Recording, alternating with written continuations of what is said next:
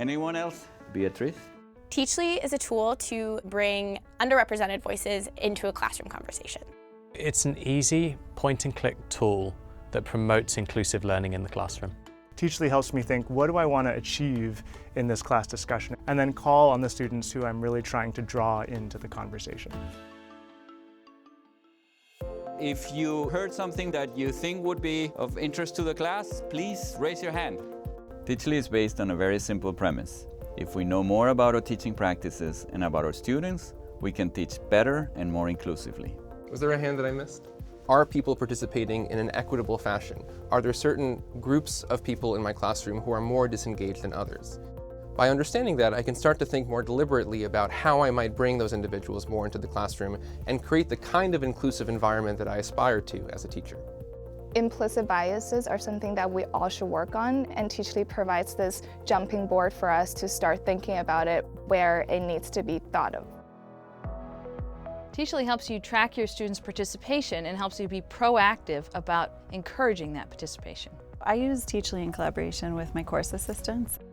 We can use the data that we collect to then talk about who's getting called on, if it's students who might be underrepresented in the conversations or even a side of the room that the faculty member tends to neglect. But then more importantly, I use it to assess my own teaching style in terms of who's dominating the class conversation, and then how can I ensure that the full range of perspectives is being heard in the room, not just class to class, but over the course of the semester. In classes where professors are very deliberate about creating an inclusive classroom environment, I feel completely different in my capacity to be able to share and bring more of myself into the classroom space.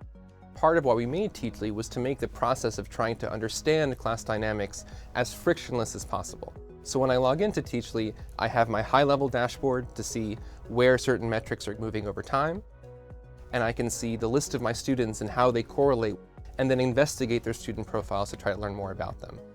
Because Teachly includes the students' prior experiences in the profile, I'm able to look at that information and draw out connections between students' experiences and the material we're learning. It allows me to connect better with who they are and what they hope to learn from the class, and it reminds me to pay attention to how I design classes so they can do just that.